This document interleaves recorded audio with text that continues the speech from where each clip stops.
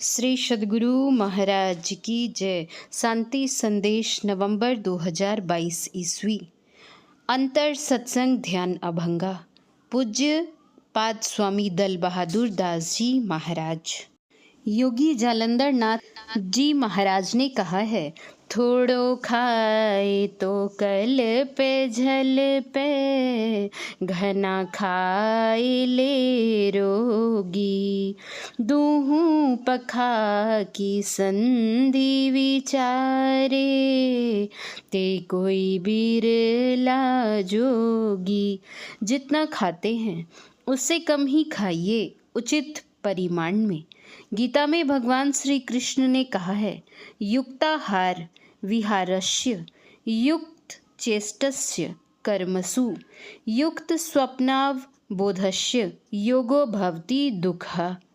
गीता अध्याय 6 श्लोक 17। आप सदा मध्य में रहिए। कहा गया है, कम खाइए तो बल और अधिक खाइए तो मल।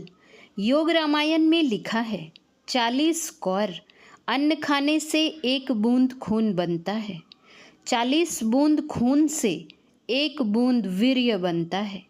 यह है जीवन की मणि।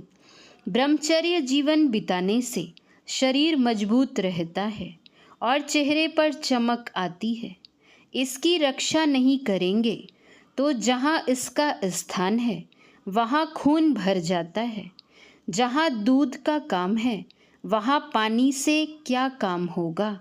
उसी तरह जहाँ घी का काम है वहाँ दूध से क्या काम होगा। इसके अभाव में 100 वर्ष का जीवन 50 वर्ष में ही राम नाम सत्य हो जाता है। भोजन का संयम नहीं हो तो साधन नहीं बनेगा। भोजन भी 3 तरह के होते हैं, 1 तमोगुणी, 2 रजोगुणी और 3 सतोगुणी।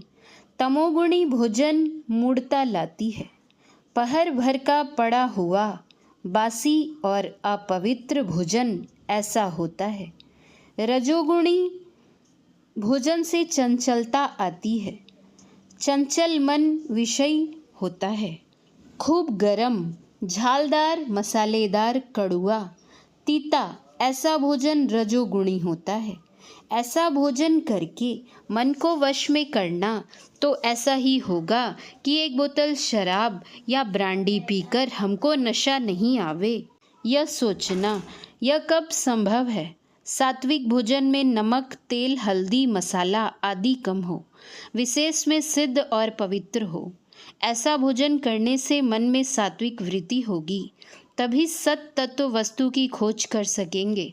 जो हरि रस का भिखारी है वह थोड़े में खुश होता है। क्यों? इसलिए कि संसार के रस में भूल जाएंगे तो हरि रस छूट जाएगा।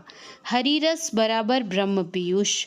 विनय पत्रिका में गोस्वामी जी कहते हैं, ब्रह्म पीयूष मधुर शीतल, पै मन सो रस पावे, तोखत मृग जल रूप, विषय कारण निशिवासर धावे।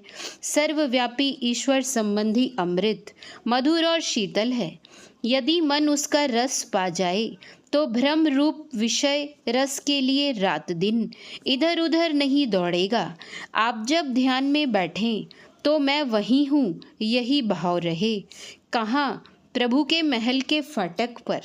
गुरुदेव कहते थे कि बाबा देवी साहब कहा करते थे कि 10वां द्वार है परमात्मा के दरबार का द्वार। गुरु महाराज ने हम लोगों की वृत्ति वहीं पर रखने को कहा है। ठीक से लक्ष्य पर बैठेंगे तो किस क्षण में दर्शन होंगे नहीं कहा जा सकता। तब साधक साधना का कुछ संबल लेकर अवश्य उठेंगे, खाली हाथ नहीं उठेंगे। यदि आप संसार परमार्थ का मूल्य ठीक ठीक जान जाएंगे तो संसार नहीं चाहेंगे। आपके सामने हलवा पूड़ी भी हो और चूड़ा मूढ़ी भी हो तो आपका मन चूड़ा मूढ़ी की ओर नहीं जाएगा, बल्कि आप हलवा पूड़ी ही पसंद करेंगे। एक आदमी ससुराल मेहमानी गया, साथ में नौकर भी था। खाने के समय सास ने दोनों को खाने बैठा दिया। सभी चीज़ें ठीक से परोसने के बाद सास ने अंत में दामाद को मालभोग केला और उसके नौकर को बागनर केला दिया। दामाद को मालभोग और बागनर केले के मूल्यों की जानकारी नहीं थी। मालभोग देखने में तो बागनर से छोटा था, पर दाम में बहुत गुना अधिक था। वह नौकर से कहता है, तोरा दिल को बड़का बड़का, अर्थात तुम्हें बड़ा बड़ा दिया। उसी तरह यदि संसार और परमार्थ का मूल्यांकन हम नहीं जानते हैं तो हम भी उससे कम अज्ञ नहीं। जरा झांककर तो देखिए परमार्थ की ओर कि कितना आनंद आता है। दो चींटियां थीं, एक नमक के पहाड़ पर रहती थी और दूसरी चीनी के पहाड़ पर रहती थी। संयोगवश एक दिन दोनों की मुलाकात हो गई।